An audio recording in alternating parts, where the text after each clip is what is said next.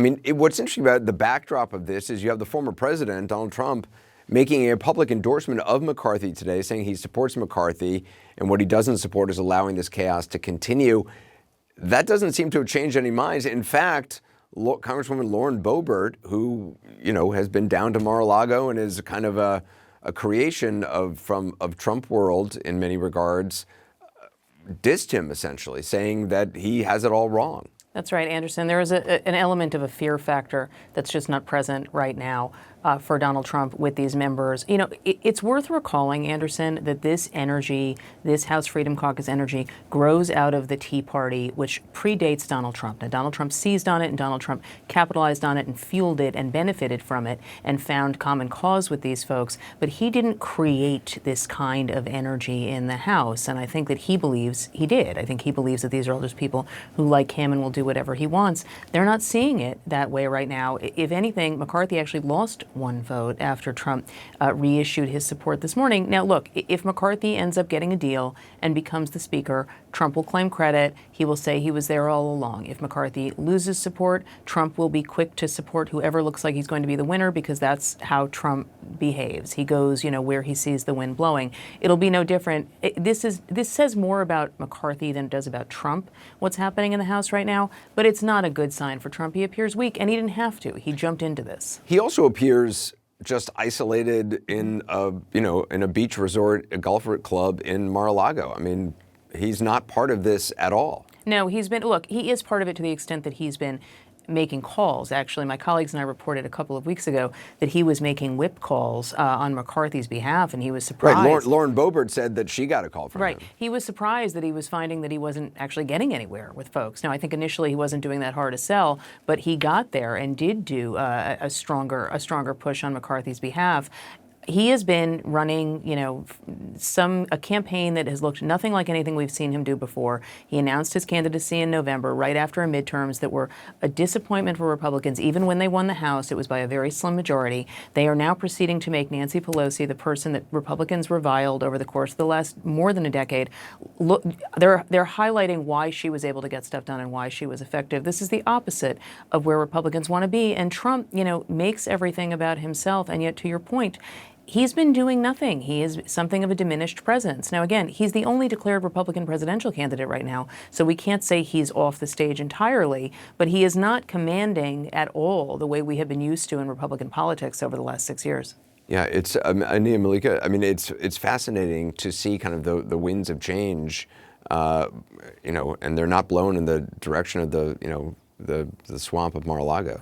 No, I think that's right. Lauren Boebert, they're getting on the floor of the House and name-checking Donald Trump and essentially saying you're wrong to back Kevin McCarthy. You should actually be asking him to withdraw from the race was a real movement and a real moment, I think, for his movement and a sign that it has diminished a bit. I also think, though, that he isn't really pressing on them as much as he could, right? He's not threatening them. He's not saying, I will put somebody up against you, for instance, a primary challenger, for instance. So he isn't going that far. But the fact that he can't even move Lauren Boebert at this point is, I think, a sign of his diminishment. I do think we should highlight that in some ways, Kevin McCarthy, I think, had a better day today than he did yesterday. There are some signs that he's being able to peel some of these folks away, certainly not the never Kevin core, which is 5, 6, 7 people, which would still be enough to block him.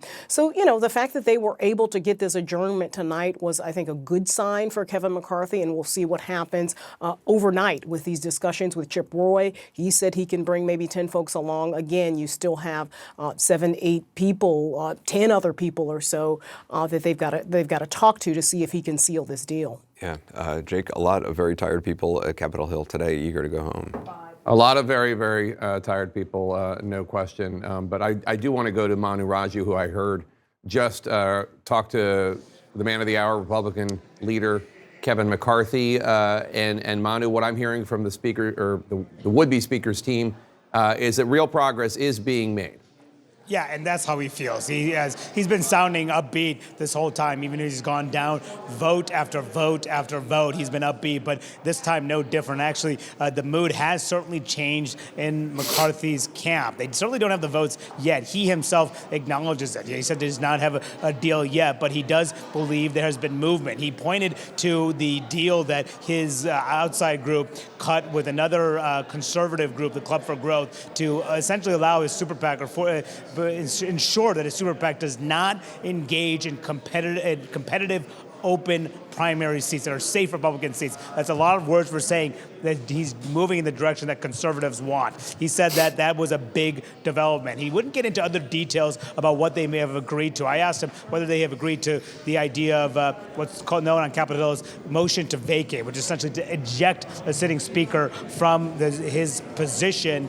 If one member calls for such a vote, they would have to get a majority of the House to get that. That's what conservatives have been demanding. McCarthy would not say if he has come to their position on that issue or other issues, such as giving them key committee assignments.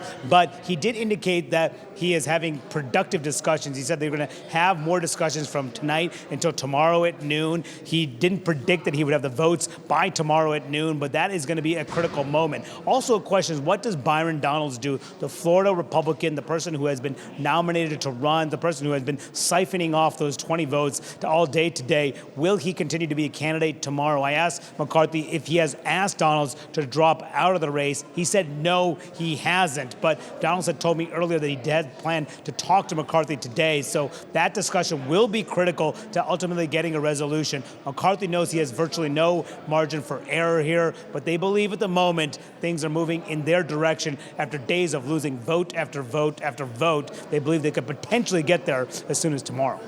All right, Manu Raju, thank you so much. And so let's just dissect, Dana Bash, I'll start with you. It sounds obscure, but it's actually relatively important. There is supposedly an independent leadership PAC that Kevin McCarthy has endorsed, although, of course, there's no coordination. Yeah. Right. And this... It's a bunch of McCarthy people who work there. Right, a bunch of McCarthy people work there. So this independent leadership PAC goes out there and gives money to incumbent Republicans in races. What the rebels and the Club for Growth, which is a Koch brothers organization that is very MAGA right now, what they wanted is a pledge from this McCarthy-backed super PAC. Not only should you can continue to back incumbent Republicans, but if there's an open seat in a Republican district, don't play at all. Why? Tell me why. Because they feel that they are at a disadvantage with money and in every other way politically in these campaigns when they are up against from their point of view, an establishment group that has a ton of money and has a ton of influence. And when I use the pronoun they, I'm talking about, like in many of these cases, like-minded Republican candidates, like-minded to the Boeberts of the world. The MAGA caucus, right. But it's like MAGA plus plus. The ultra super MAGA. I mean, I don't even know. I mean, we have to come up with a new name for it. Maybe by the end of this we will. MAGA? Mega MAGA? MAGA Okay. MAGA. do call Mega themselves MAGA. ultra. MAGA MAGA. Well, I like it. Yeah, I like that's it. good. All right. You have to Star give is Joe born. Biden some credit for that one. So, Did he say MAGA MAGA? I thought he did ultra MAGA. Oh, ultra MAGA. But so that's one of the reasons. they There are want other more things. MAGA MAGA in Congress, and they Yes. don't want And they Kevin feel- McCarthy going in there and picking a more establishment. Because if you kind of take a step back and look at the makeup of the House, the Democrats and the Republicans, they have very gerrymandered, very solidly blue, solidly red districts for the most part. And in these red districts, whoever wins the primary wins the seat. And so that's why who plays in these primaries is the ball game for these Republicans.